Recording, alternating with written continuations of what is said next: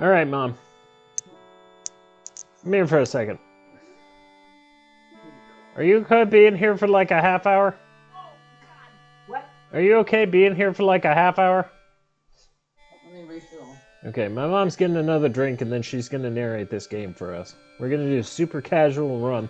It's not half an hour. I was about to ask where the last 2 points were. Should I open more booze for you, Sherry? Pardon? That gives me a heart attack every time. I just got to make sure that after I close the crypt, I'm at 218 out of 230. That's the threshold. There have been a few runs where I've been at 216 where I've just like forgotten. Look at that chin! Got one. Open now. All right, what do you want? All right, you're going to join me on this. Ow!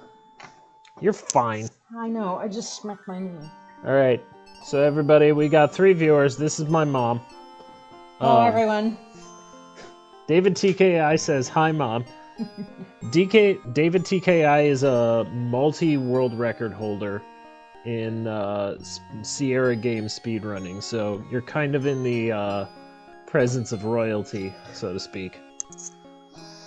All right, so we're going to start over. This is going to be a super... Oh, okay, I have to... Hang on. Hell yeah, that chin, though. All right. We don't care about this. All right, hold on. Let me do something. Please stand by. Please. Oh, I can hear me. Oh, I gotta enter in the copy protection. Hold on. See, the way they did copy protection back in the day was that, like, you had to have, like, the owner's manual, and it had, like, the book that you would open. Yeah. And right here, it's asking, like, on page 5, what's the 8th word of the 4th paragraph? So that's how they would do copy protection in 1988. Because you had to have the book. Yeah. Reclisa says, hi, Forte's mom. Hi! Hi! No, guys, do not be nice to her. He's always like this, by the way. All right, hold on just a sec. I'm trying to find the PDF of the answers to this on my iPhone. Not the way I want to look. Where is this camera? It's right up here. Hi. What's up? I'm going to move this over here. Please. Okay. So page 5, 8th word on the 4th paragraph. Okay, so we've got page 5, 8th word. The fourth paragraph. That is voice.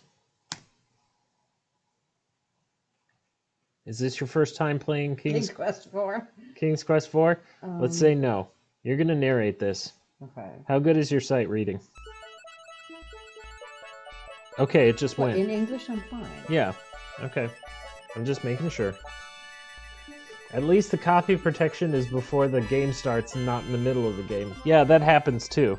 Sometimes they're like, oh, you're halfway through the game? Well, like, what's in the instruction manual?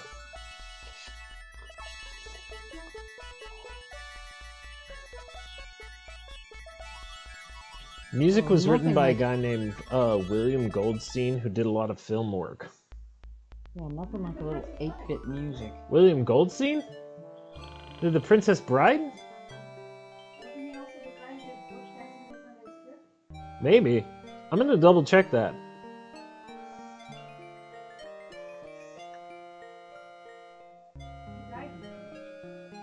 I don't think so. David TKI says, inconceivable! Sure it wasn't Goldstein. I will neither confirm nor deny. Stuart Goldstein.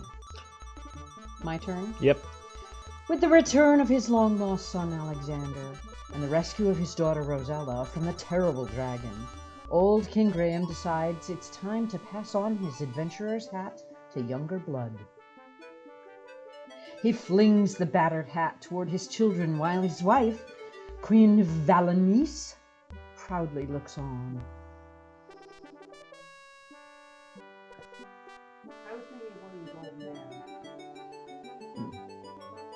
The hat arches through the air.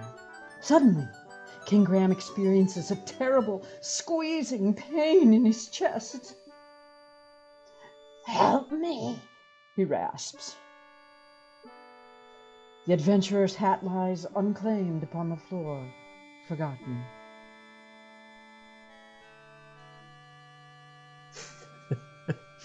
Deathbed vigils. Yeah. I mean, it was a heart attack and God knows when. King Graham lies weakly in bed, Father Death hovering near. I like that Grief you say... suddenly overwhelming her, Rosella runs from the room. "Oh, Father," she sobs, "you're still young. You should have many years ahead of you." "Oh, It's going too fast. "Do you really mean that?" a soft voice asks. I like how you say Graham. Rosella looks up, but sees no one. "Who's speaking to me?" "Graham?" No. "I am," the voice says. "Look in the magic mirror." Yes, dear, that one over there. Rosella sees an image in the mirror. Who are you?" she queries.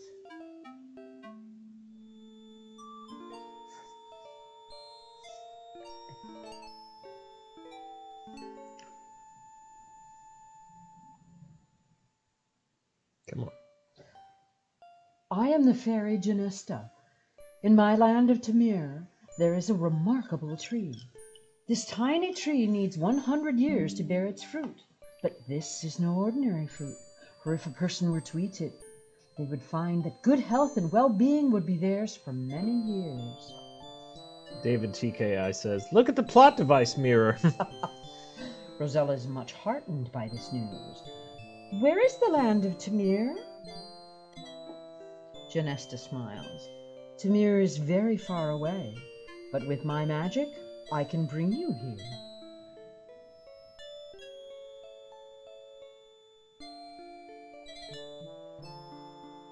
Rosella senses that there is more to the story. "But I suppose there are some problems." Sorry, my earbuds. No, you're good. Again, Genesta smiles. "Yes, you are correct, Rosella. If you are willing to come to Tamir, I will explain the situation." However, once I bring you here, I can't send you back. You will have to help me first. Confused, Rosella says, "I don't know. What if I can't help you or find the tree?" There's a tree that has a fruit that... Genesta pleads. "You must decide now, Rosella. My powers are growing weaker by the minute." Now, the fairy is but a faint glimmer, and her voice barely audible. "If you care for your father, say yes now." "Yes!" And poof. David TKI says, "I'm Genesta. I look exactly like you, but I have butterfly wings and you don't." And wand, don't forget that. The lovely fairy speaks. "I am the fairy Genesta. Welcome to Tamir." Rosella looks awestruck at the fairy. She's stunningly beautiful. But still, there is a certain sadness to her. Finally, Rosella speaks. "I know you would like to help me. I would know you would like me to help you in some way, but I don't know how I could help a fairy." Genesta looks sadder than ever. "You're wrong, Rosella. You see, I'm losing my magical powers. Yesterday, as I was strolling through the woods of Lolot, why is it going so fast? I mean, The fairy sighs. She yanked it from my neck and raced away screeching with laughter. Immediately, I felt my powers diminishing and my body weakening. I will die in 24 hours if my talisman is not returned." if you play for a certain amount of time, she straight up does die. Oh, well. Intently, Genesta looks at Rosella. "Lolota is very evil and will use the talisman to bring more evil to Tamir. Now I fear it will contaminate my whole country. Further, I cannot send you home without my talisman."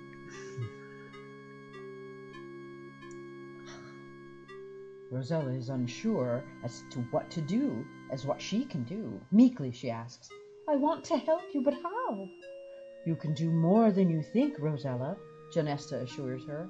I believe you will be able to penetrate Lolotte's domain. Sorry, people.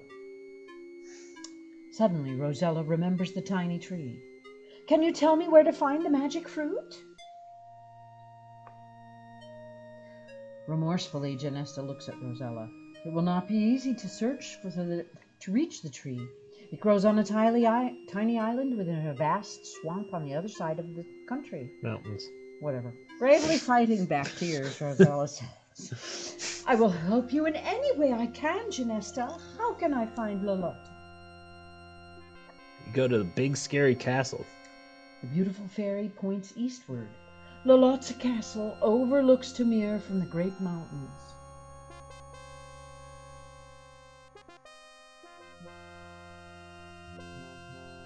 Genesta looks weaker as she says, There is not much more I can do, Rosella. As it is, it will be difficult for me to fly home again. One thing I must do for you, though. I shall disguise you as a peasant girl, so as not to attract attention.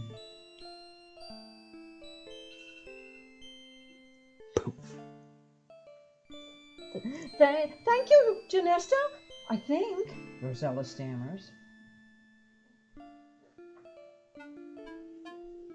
It will be better for you, the fairy says. I must be off while I can still fly. I know you can do it. Goodbye. Good luck. Half an hour of this? Not this. Thank God. I read better scripts. Listen, this was a video game. Well, you're on your own, Rosella. This was a video game in 1988. I know. Give it some time. All right.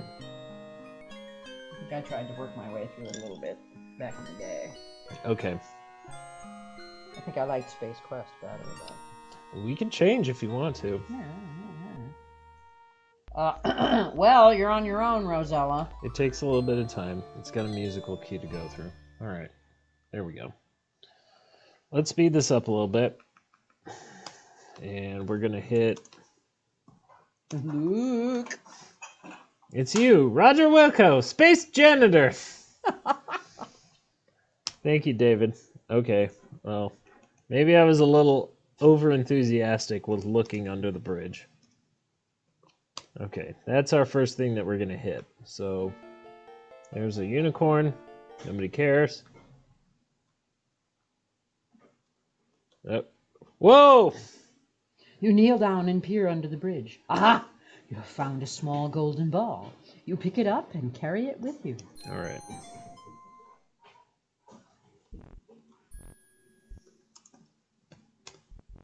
You accidentally drop the golden ball into the pond. From atop a lily pad, a large green frog leaps into the water and disappears from view. A moment later, the frog emerges with, yes, your lost ball in its mouth. It seems as if the frog is kindly returning your gold ball to you. Okay, give it some time. Nope, we're in the water. It won't let us. Squinching up your nose in disgust, you catch the large frog and hold it in your hand. It stares at you with its big bulgy eyes and wobbles its throat. I didn't know Mitch McConnell was in this game. Oh, gross. You've been waiting a while for that one, haven't you? Aw, man. Let's try that again. You look at the frog's green lips. Good. You feel silly doing this as you slowly put your mouth against the frog's. Suddenly, the little green frog changes into a handsome prince. Who are you? The prince demands. I thought you were supposed to be a princess. Why, you're nothing more than a peasant girl. You blanch a little at that remark, but say nothing.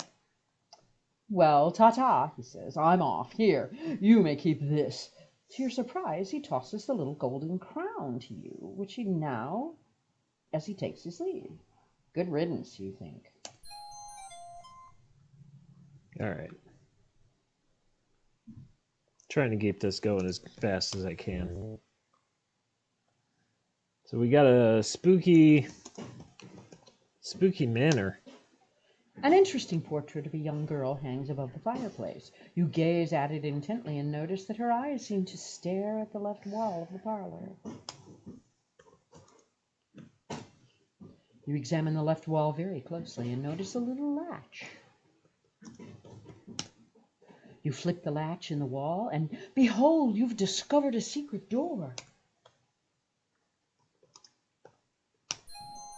I don't know how I feel about using the word spade in 2022. It's a shovel, dork. I know. You examine the few remaining books on the bookshelves. Only one catches your attention. It is entitled The Complete Works of William Shakespeare. You remove it from the shelf and carry it with you.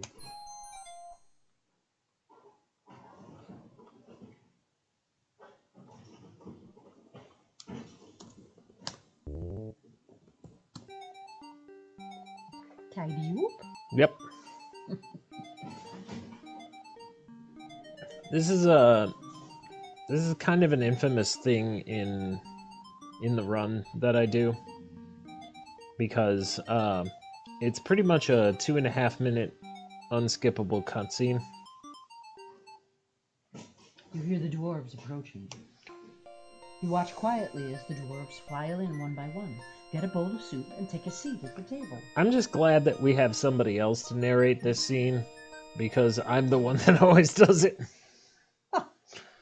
But yeah, the whole thing about this scene is like I know that there's not a whole lot. There's actually a fan patch of this game called King's Quest IV Retold, which kind of retools the game to make it more in line with later games, and it does allow you to skip the dwarf cutscene. This dwarf must really be hungry. He's getting 2 bowls of soup. Dude, sit down. 7 dwarves seem very pleased that you tidied their messy home. One politely asks your name. You tell him, and he cordially invites you to sit down with him and eat the bowl of soup he got for you. Isn't that nice?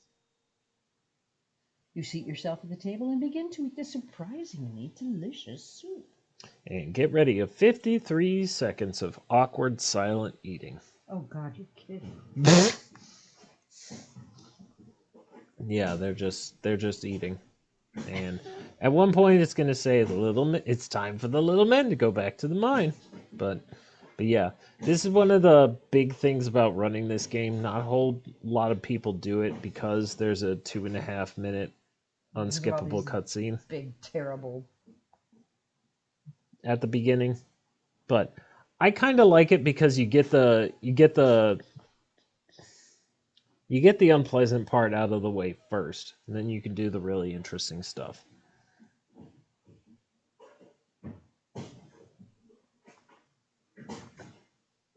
I was serious when I said it was just like 53 seconds of awkward eating. They're not talking. It's time for the little men to go back to the mine. Goodbye, and thanks for the soup, you call as they take their leave. Oh, whoops. Sorry, I'm in your way. No, you're good. Okay. So we're going to go up here. We're going to go here, and then here. We're going to try not to fall off this ramp. Being an honest person, you offer the forgotten pouch of diamonds to the dwarf. His gruff exterior softens a bit. Nah, you can keep it, he says. We got plenty here. We also got an extra lantern we ain't using. Here, go ahead and take it. The dwarf's gruffness returns as he says, Now, skedaddle on out of here. Now skedaddle on out of here. Oh, there. That's what it looks like when you fall off the ramp. oh, I don't know if you know this, but Rosella is weak to gravity. Like that. I hate it when that happens. Okay. All right, we're gonna do this real. We have a lot of mining here. We have a lot of stuff that's difficult to navigate at this speed. We need that worm for later. Worm? Yeah, Yum. we just picked up a worm. Ew. Uh-oh, Lolot's goons!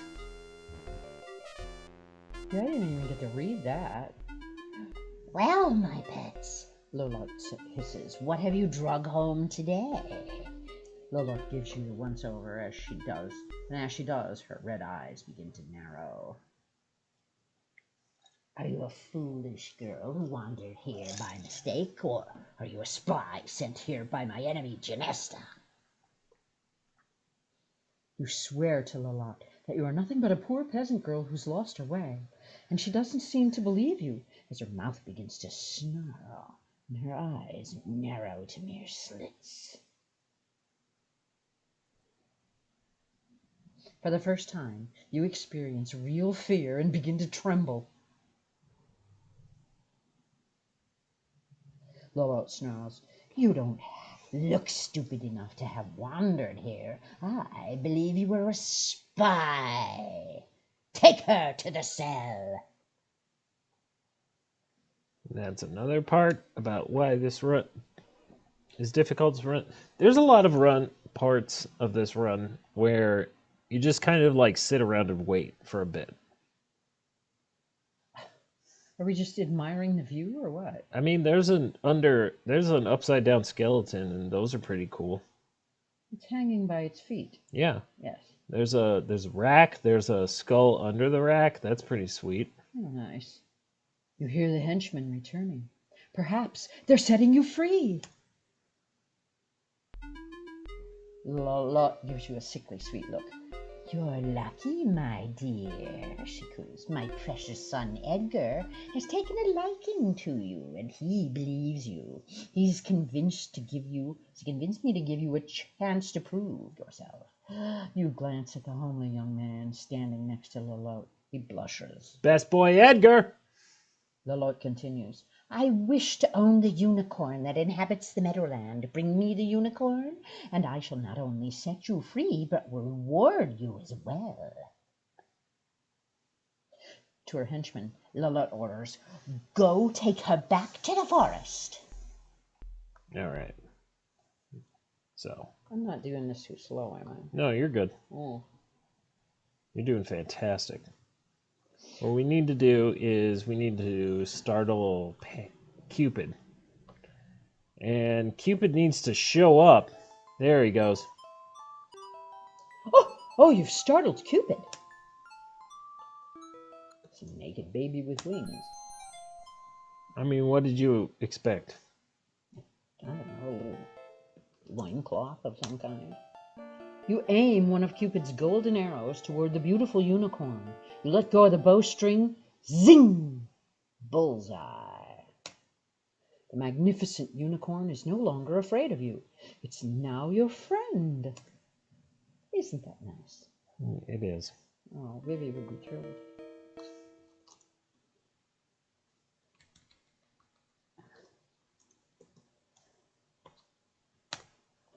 You say hello to the minstrel, who looks at you in surprise.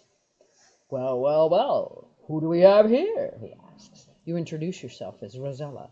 Hello, Rosella, the minstrel says. Let me play for you one of my favorite tunes. And he begins to play an old ballad.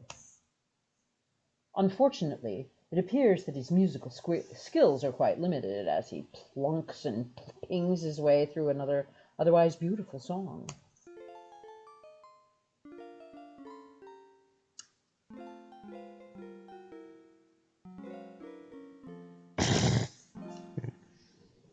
Is it time for another nap? You hand the Shakespeare book to the minstrel. Curiously, he opens it and begins to read aloud, first hesitantly, then with increased forcefulness as he begins to get into it. Suddenly he stops and looks at you. This is wonderful, he exclaims. This gives me a new lease on life. No longer am I a mere minstrel. Now I will become a famous actor. To be or not to be. How's that? Then he gives you his lute, bids you farewell, and wanders off to stardom. Yeah, it should be that easy. All right.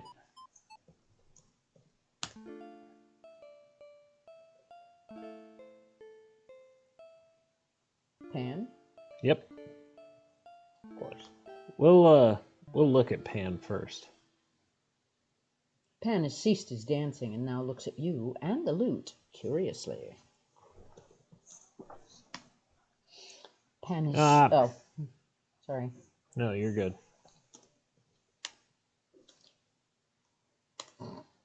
Oh, Pan gracefully accepts your gift of the lute, and in return he gives you his flute. Happy now, he dances away with it. Okay. I need to look at more things because the...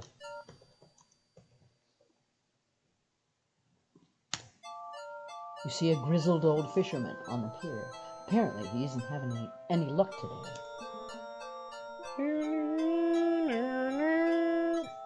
There's another channel of the song that doesn't play for some reason. So you're only hearing part of the music? Yeah. Or maybe it's a question of, like, we're sharing a headset, so... That's probably it. The old fisherman sits dejectedly at the table drinking a mug of hot coffee. A poor and tattered woman kneads bread dough at the counter. She looks very tired and a little grumpy.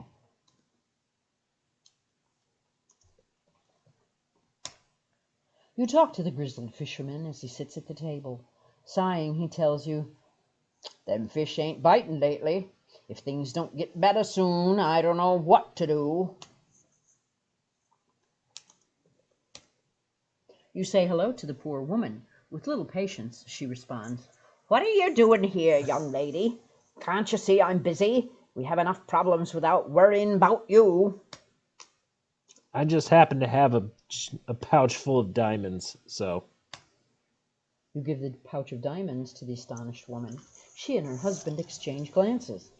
"Wife, give the girl my fishing pole in trade," he tells his tired wife. Obediently, she retrieves the pole and hands it to you. Thank you very much," she says, smiling. "You've certainly helped us." Wrong voice, sorry. It's fine. There's only one person watching us, so... Scrunching up your delicate nose, you gingerly bait the hook of the fishing pole with the large earthworm. Oh, okay. That's why we got the worm. Oh, aren't you sharp? Eagerly, from the end of the pier, you fling the baited line and the fishing pole into the ocean. 1, 2, 3, 4. And we gotta try again. Almost immediately, you feel a sharp tug on the line. Something pulls and fights your line as you slowly reel it in.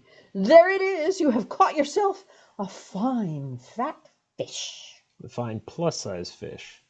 It's 2022, so...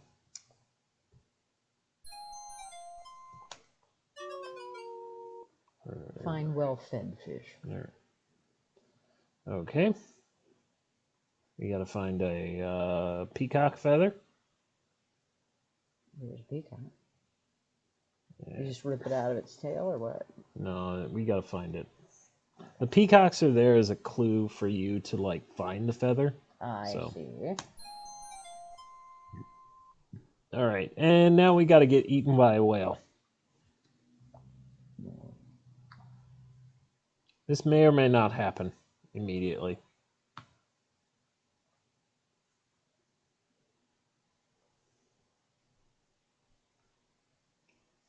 This whale is like the biggest problems I have when I do speed runs because, like, it just may or may not show up.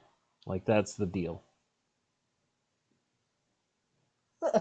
Except for the 7 sharks in a row. Oh, there's that too, but, like, David TKI says, okay, that's great. You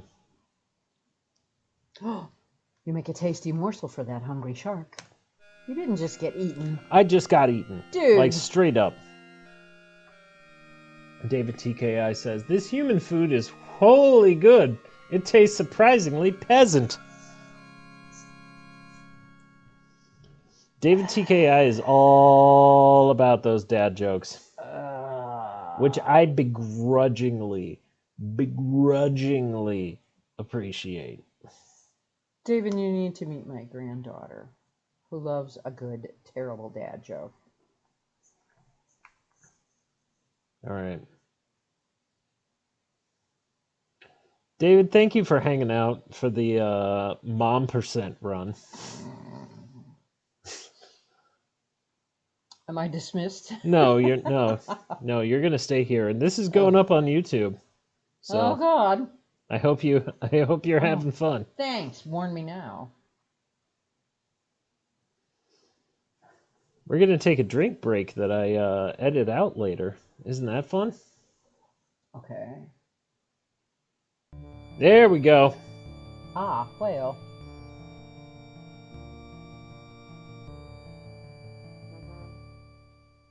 Horrors! You've been swallowed by a huge whale. Phew, this place stinks. So there are noxious fumes in here. If you take too long to get up here, you die.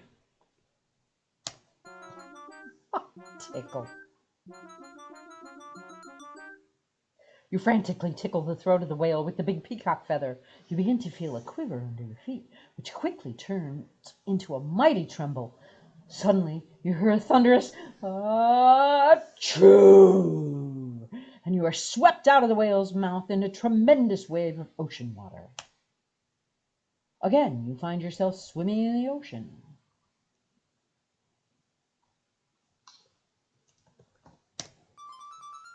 You throw the stinky dead fish to the pelican. Greedily, he catches it in his large bill. As he does so, you notice something shiny fall from his bill onto the ground.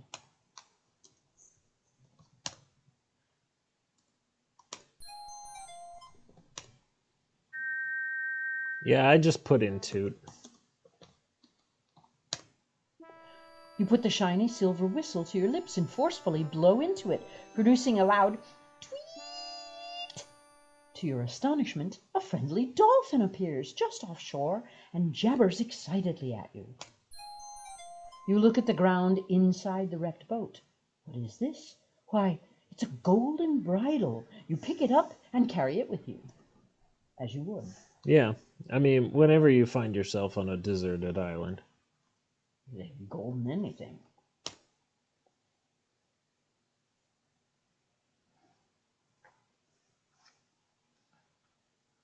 All right.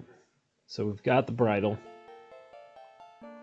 The unicorn likes us.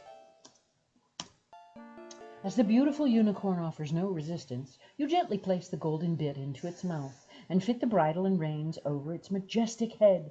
The unicorn looks at you with curiosity. You nimbly mount the magnificent unicorn, grab the golden reins, and set off toward Lolot's castle. So we're gonna have another quick dialogue box in just a bit, just to give you a heads up. Well, that wasn't it. Yeah. They're like, Lolot sees you, and their goons grab the unicorn. So, Lolot says, I hear you were a good girl and brought me the unicorn. I'm almost convinced you might be innocent after all, but she clears her throat. not quite. Uh-oh, this doesn't sound good, you think. Lolot continues.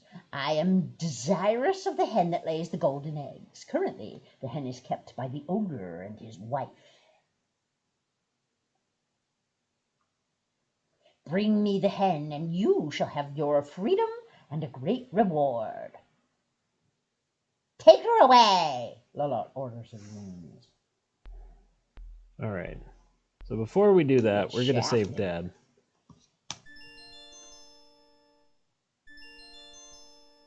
Sure feels good to be yourself again. He's skipping some stuff, just so y'all know. I know. Using a flint attached to the oil lantern, you light it. The lantern burns with a bright glow. All right. Just so before we go into this, there's a pretty good chance I'm gonna die. We're gonna read through the prompts once, and then go from there. Okay.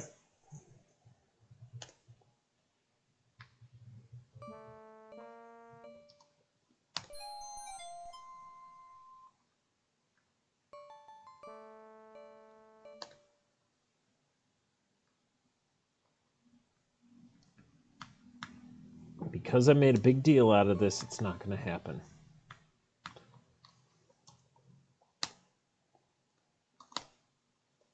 Feeling in the dark, you manage to place the board across the crevasse. Now, can you cross it safely? You said crevasse.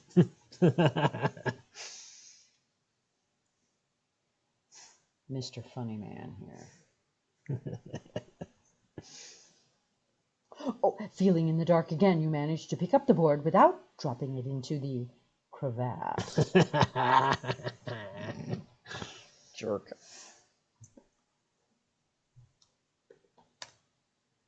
From here, a huge muddy swamp spreads eastward. Large moss-covered swamp trees tower overhead, while grass tufts and reedy plants poke up from the mire.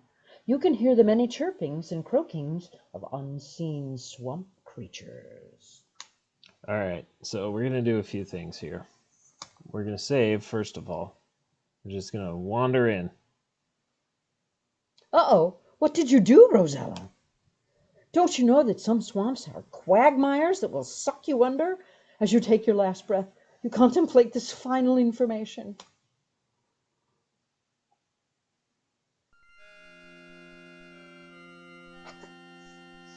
All right, so we're going to restore. So, you know we have that crown that turns us into frogs, right? Yeah. That'd be really good for traversing the swamp, right? Yeah.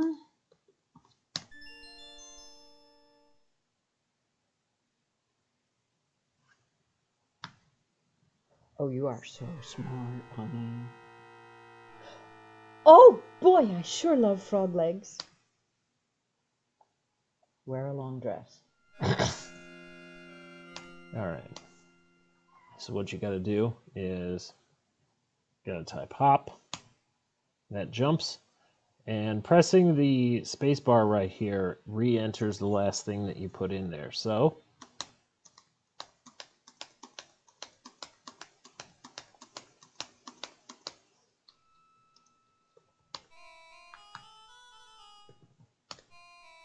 You see a small island in the middle of the huge swamp. Upon this island grows a scrawny little tree. A large, glistening fruit hangs from a small branch. Unfortunately, a huge cobra protects it.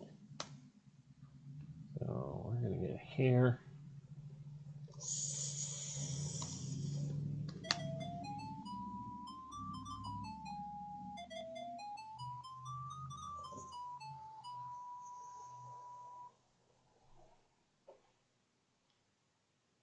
Nervously, you raise the flute to your mouth and begin to play a melodic tune to the big cobra, who begins to sway with the music.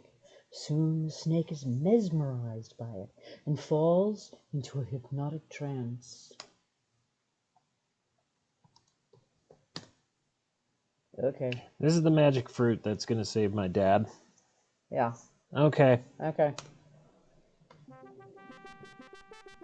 We get a little bit of music, but it's like, really?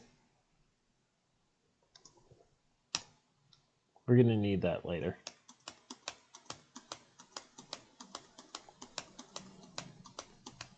Come on, baby, keep happening. Oh, yes.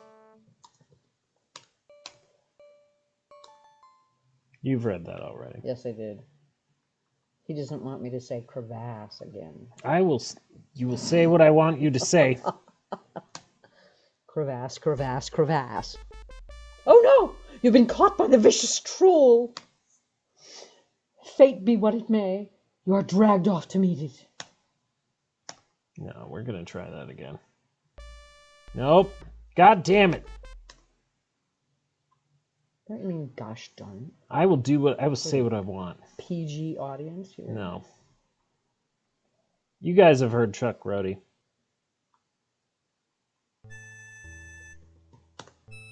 You see a large thatch-roofed house surrounded by forest, and it looks very formidable.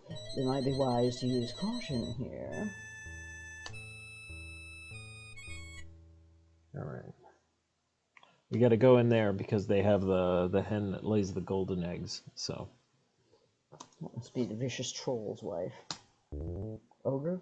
Watch out! A very unfriendly bulldog rushes toward you.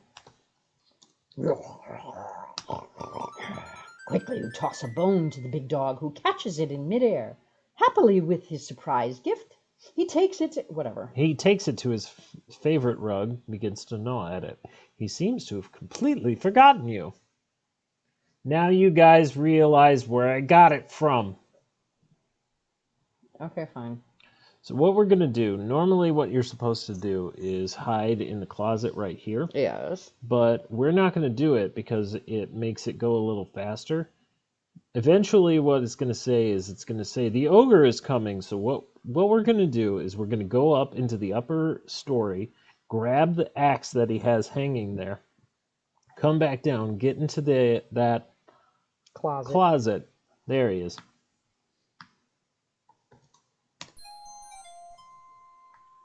Oh, honey, you're so sharp. You hear the ogre in the house. Keep talking, performance monkey. Yeah, thanks. The ogre roars, "Fee, fi, fo, fum! I smell the blood of a..." Quiet, you old goat, interrupts the ogress. that's just a deer you smell. You know how you get when you're hungry. Here, eat. This is the high quality content that you all came to hear. Stand straight. Wife shouts. Wife! Shouts the ogre. Bring my hen. Blurp. Yay! Orders the ogre. Which is With not excitement. something that you should say to anybody ever. You watch the hen lay a golden egg, which the ogre takes. He yawns, then falls asleep on the table. Soon, his snoring rattles the walls. We have this at a higher speed so that it looks like the ogre is crying. Or hyperventilating. You see the ogre sleeping at the table. You'd better be real quiet.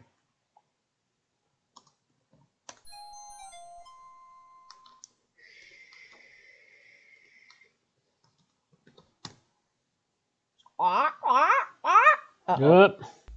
God damn it! Oh, no, you're... That's why we saved. That's why we saved why we did. Okay. My mom is drinking. The trees tremble at your might and are frightened by your axe. They will not bother you further. So now I can go through this Maze forest and talking trees. and they won't like eat me. Haven't you been by the same rock about 12 times? 3, but you're not wrong. What a good girl you are, Lilith gushes. I really ought to give you your reward right now. She pauses, and you wonder what she's up to. Lilith goes on to say, but I have just the tiniest bit of doubt left. If you do just one more thing for me, I'll be completely convinced of your innocence, and you'll receive a wonderful reward. Somehow you don't quite believe her. I want to have Pandora's box. It is said that whomever owns it would be in possession of the purest evil. Lilith's red eyes glow as she exclaims, with the power and evil of Pandora's box, I would be unstoppable. Your terror returns as you realize what an evil being Lilith really is. You wonder if you should be helping her in this way, but what can you do about it? Nothing. Right now. I don't know the whereabouts of Pandora's box, Lilith tells you. Sorry, wrong voice. You must search for it yourself. Again, she orders her henchmen to take her away. It's a good thing I know where it is. Yeah. In Skull Rock, as it would be. All right, so we're gonna do something. We're just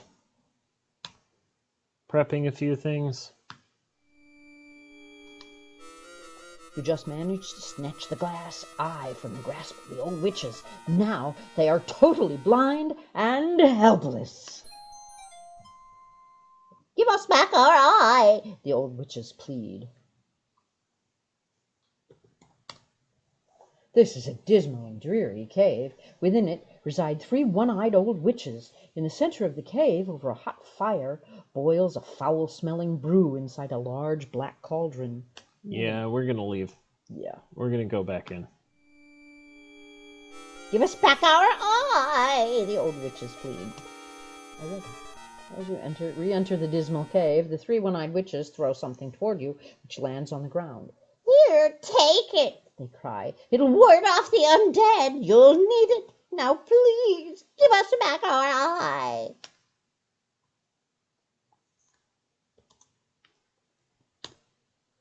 You think about it. You throw the glass eye to the 3 old hags, who once again take turns peering at you. Come closer, dear, one says. We'd like to give a little gift to you. Yeah, fuck that. Like a heavy blanket, darkness enfolds you. Oh, shit. You just unplugged me. Yeah, I did. Hey!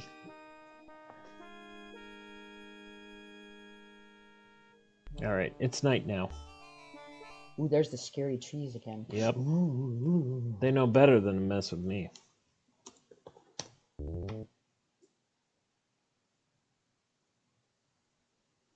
What's that you hear? Why, it's the sound of a crying baby, and it's coming from upstairs. Yeah, well, we're gonna go outside for that.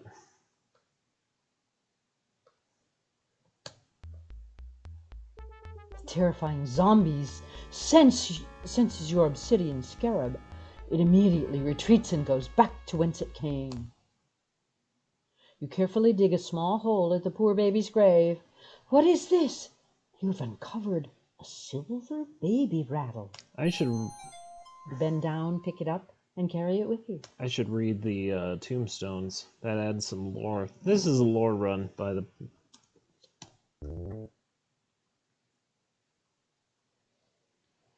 God damn it. I'm trying to... It's so hard to get into this. There we go.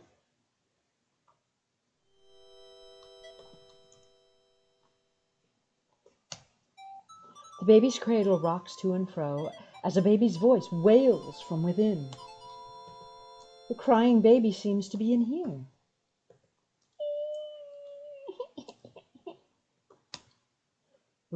With trepidation, you peek into the rocking cradle and see nothing.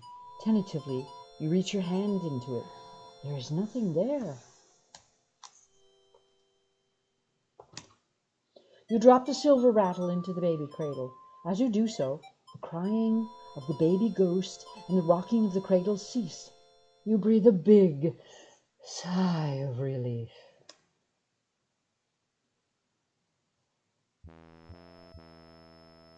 Alright, so we got the miser now. I should read the tombstones.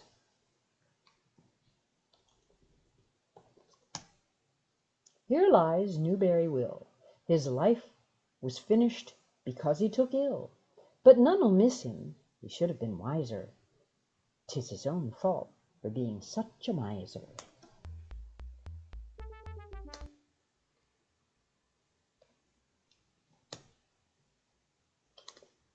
Don't worry about that. All right. That one. You dig a small hole at the grave of the old miser. Aha! You found a bag of gold coins.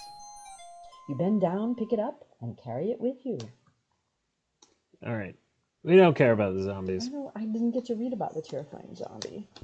You'll have plenty of other opportunities. Oh, that's what I live for. You offer the bag of gold coins to the old miser ghost. He greedily snatches it from your hands and then promptly disappears. So this part of the game, what we're doing is we're setting a bunch of spirits to rest.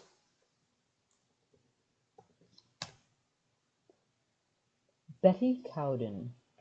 Here lieth the body of Betty Cowden, who would live longer, but she couldn't. Sorrow and grief made her decay when she lost her lover at sea one day. That one kind of sucks. When you think about it, a lot of these do. Okay. I'm not going to think about it. There's a lot of other ones. You carefully dig a small hole at the sad lady ghost's grave. Yay! You found a lovely locket.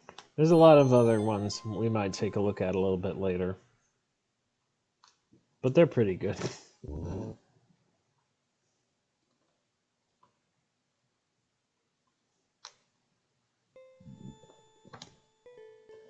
This old bedroom must have once been very nice. You could imagine a cheery fire in the fireplace, whilst its occupants slept snugly in the big bed. But sadly, this room hasn't been abandoned for years. You see the sad ghost of a beautiful young woman. She sits in a rocking chair and weeps as if her heart will break. You hand the lovely locket to the distraught ghost. The locket seems to make her very happy as she vanishes into thin air.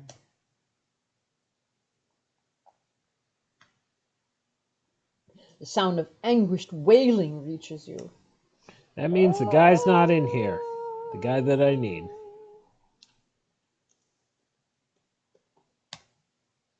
Lord Coningsby? Here sleepeth in peace an honourable man, a valiant soldier. He served his country well. Okay.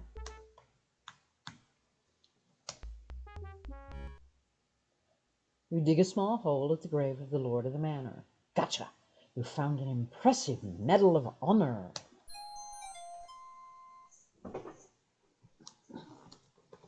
All right.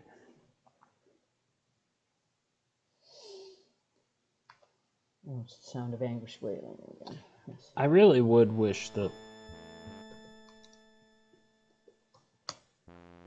You have encountered the gentleman ghost of the distinguished lord of the manor. He wails despondently as he seems to be looking for something he desperately wants.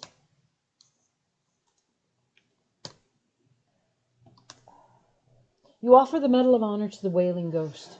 He takes it from your hands with great reverence. Satisfied, he vanishes into thin air. All right, so we got... That's the fourth ghost. We got one more ghost to go. I don't know if he's going to finish. If he's going to show up. There he is. Cute little boy ghost suddenly appears. He grins mischievously at you, begins to giggle, and runs from the room. All right, no. Mischievously? Mischievously. There's about 12 ways to pronounce it, and I just took 2.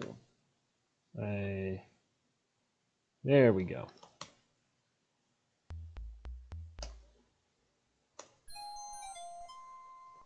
Okay, whatever she dug up. Reader, here lies, but forbear, to read more without a tear. 1. I cannot speak the rest. You may weep, I'll smite my breast. Grief preventing, and this stone, too small to be written on. Only this a little boy, Willie, in Abram's bosom laid. That's my favorite bosom. Abrams? Who knew? Oh shit. He the boy ghost climbed up the ladder. That's what it said.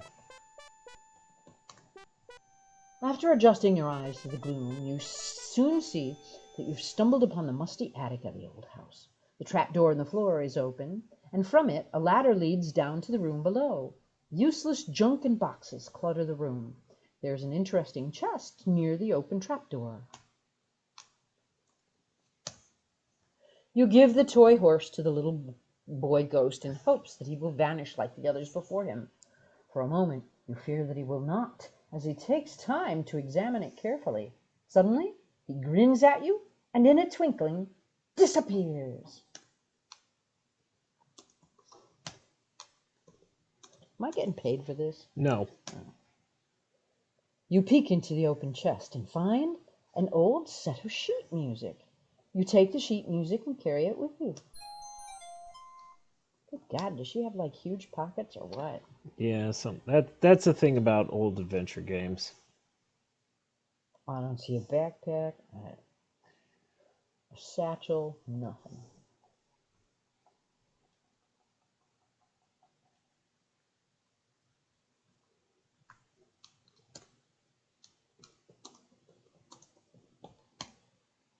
You find it difficult to read the old sheet music, but you attempt it anyway. If you ever wanted to hear Bach Toccata and Fugue in D minor, but not Bach Toccata and Fugue in D minor. Not in 8-bit. Well, this is without getting too deep into it, this is the Roland MT32, which is a special synthesizer that Sierra made for its games. So, like, this was a whole other thing that you had to buy. Yeah. Sierra had it made by Roland? Mm-hmm. Okay. Because they're the one that make electric keyboards. Boom, boom. What is this? A small drawer is opened in the organ. You take the skeleton key from the drawer. And we're going to save here because I've been hurt before. Down the stairs.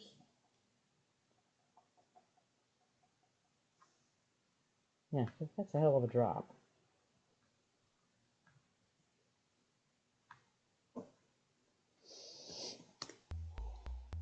This is a scary old cemetery. Many of the tombstones are crumbling or falling over, and the entire place is overgrown with weeds. A mountain range looms to the east, and all around, a forest encroaches. How odd. You see a crypt door built right into the mountainside. You place the skeleton key in the lock of the crypt door. Slowly, you turn it. Click. It unlocked.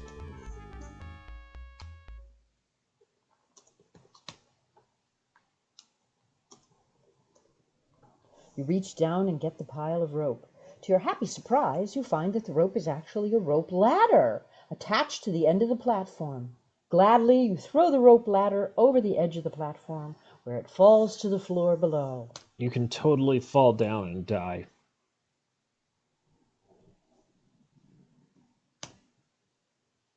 Look out for the mummy! The mummy runs from your powerful scarab. As it would. That's what I fucking thought. Damn straight. We're going to come back here for just a bit. Oh, I can hardly wait. All right, so we've got Pandora's box. That's the last thing that she wants from us, right? Right? Yeah? Lolot smiles an evil smile. You know, she says, I never ask what's your name. What is it? You tell her, Rosella. Rosella, what a pretty name. You must wonder what this is all about. You will find out soon enough. Well, Rosella, Lolot grins ominously. You've earned your reward. My son Edgar has fallen in love with you. I wish him to be happy, and I give you the honor of being his wife and my daughter-in-law. Your heart flips and somersaults as you hear this. It's going to do a little while. For some reason, this is one of those messages that takes a long time. The little short ones do. The big, huge ones go ripping by. Yeah. And it's this dude.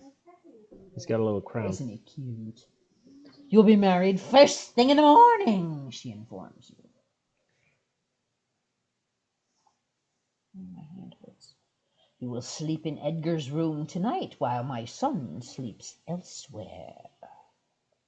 She motions to her goons. Let us relieve you of your burdensome load before you retire. You are so shocked by this tragic turn of events that you hardly notice your possessions being taken away. To her goons, Lolot orders, escort our Rosella to her room. Now, you think to yourself, now what? Now we gotta wait here for like 30 seconds for Best Boy Edgar to come on. Oh, gross. Hey, listen. I know you're here, and I asked you to be here. Do not talk shit about Edgar in front of me. You talk some shit about Edgar if you want. God damn it. Edgar's ugly. Edgar's the best boy. Edgar's creepy. See? What's this? Why, a beautiful red rose has been pushed under your door. You pick it up and carry it with you. Best boy, Edgar. Good boy.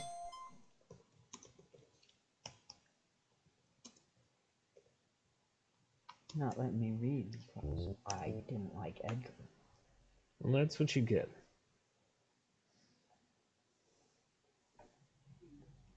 Goon. All right, we may go through the bad ending, depending on a few things.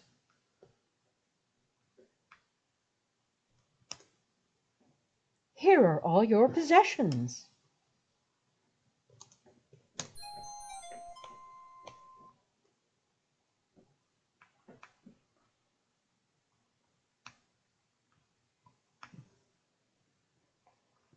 All right. You don't get to read the bad ending. Okay, why not? Because it's bad? well, there's that, but we've also, moved past it in the course of events. Which key do you want to use? The gold key or the skeleton key? Using the little gold key, you quickly unlock the door.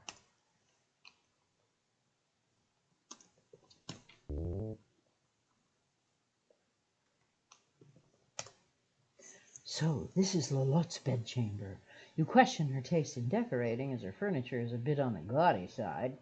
Speaking of Lolotte, the old bat is sound asleep on her massive bed. What do you think would be the best way to take care of her? I don't know, you could rip her lungs out.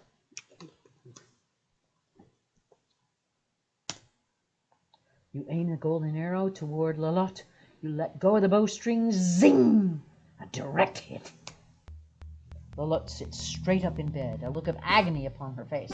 What did you do to me? She shrieks. I'm melting. Melting. No, wait, that's another story. Let's try again. It hurts. It hurts. Stop the pain. Stop it. You cringe as you watch the evil fairy die a painful death. What happened, you wonder? How could Cupid's arrow have done that? You thought that those arrows were harmless and contained only love. Wait, that must be it. Love. Lolotte was so evil that when all the pure love entered her body, it acted as a poison to her system. In spite of yourself, you feel a sense of sweet revenge. As she breathes her last, Lolotte managed to gasp. I don't know how, but I'll get you for this. A bright new day is dawning. Edgar bows to you, acknowledging his evil mother's death. He begins to say, You may now walk freely about the castle. And suddenly begins to blush. Best boy, Edgar. All right, I'm going to save it here because this game still can very much hurt you. What, falling down the stairs? Yes. Break your neck?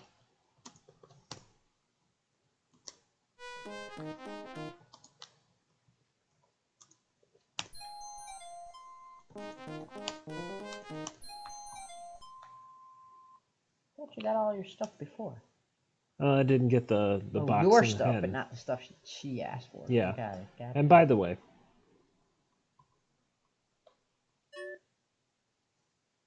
Oh, what? Oh! yeah. See, you can die. I didn't even see her fall. Let's try Don't not. do that again. Yeah, we're not going to repeat that. No. She's a bloody mess. Oh, the unicorn! You've entered Lolotte's stable, and it looks like an ordinary stable at that. The poor unicorn has been imprisoned here. As soon as you open the gate, the splendid wild unicorn impatiently leaves its hated prison. It quickly trots out the open stable door to freedom. All right. Again, because this game can hurt you. Especially if you're like on PB pace. God, I'm tired of that rock. We're done with it. But we're not done with this. Look out for the mummy. The mummy runs from your powerful scarab again.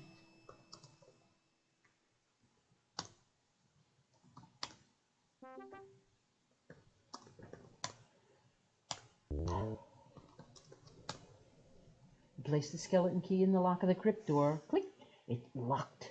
You kick the key through a crack under the door. Now no one will ever accidentally release the evils of Pandora's box into the world.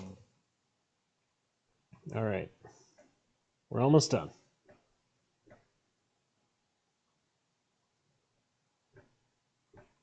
Half hour, my rosy pink. Hey. No more sharks. No sharks. No sharks. No sharks. No sharks. Not in front of my mom. Genesta's tiny fairies guard the palace door.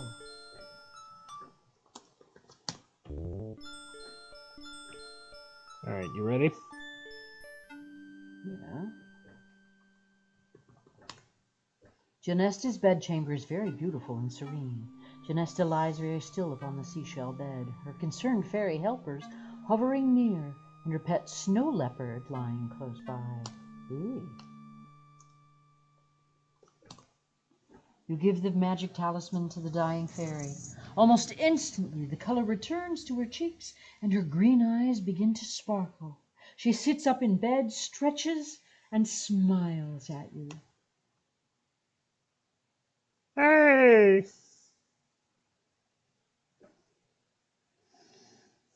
Look at her, she's so happy. You have saved my life, Rosella, the beautiful fairy says gratefully. And you have saved Tamir from the persecution of Lalotte. We are deeply indebted to you. Sorry. I want to go outside. I need to feel the warm sun on my face. And suddenly, you find yourself outside. My little hen, Genesta suddenly exclaims. Wherever did you find her? You explain that the ogre had possession of her. It kind of goes on autopilot from here. Poor thing, she says. Well, at least she's back home now.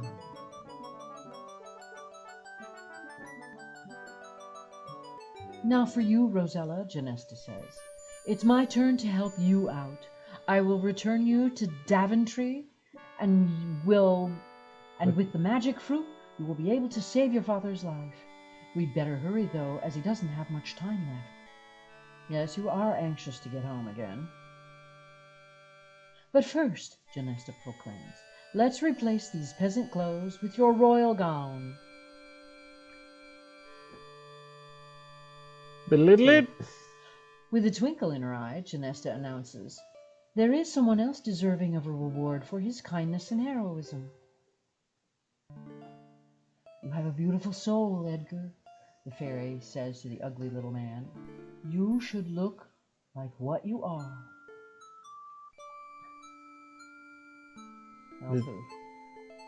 This handsome hunk is Edgar. This is the man you were talking shit about. Rosella, I love you. Will you marry me? You think about it. You think about it some more. Look at that chin. Then... Look at those cheekbones. I'm sorry, Edgar. You're very sweet, but I must immediately return home. Look at how sad you made him. Perhaps we'll meet again. You and nobody else. I didn't do that. That was you. Well, Rosella, Genesta announces, it's time for you to go. Goodbye. We'll never forget you. You give the healing fruit to your dying father and strongly urge him to take a bite, which he weakly does.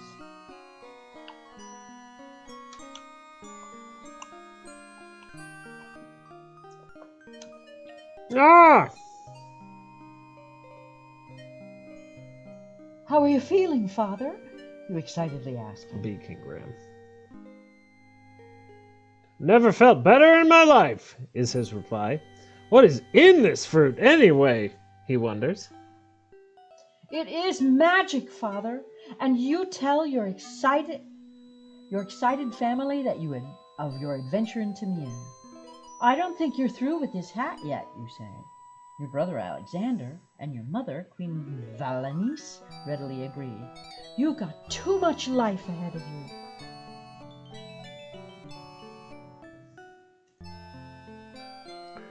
So, what's happening here is the game is moving faster than the music thinks it should.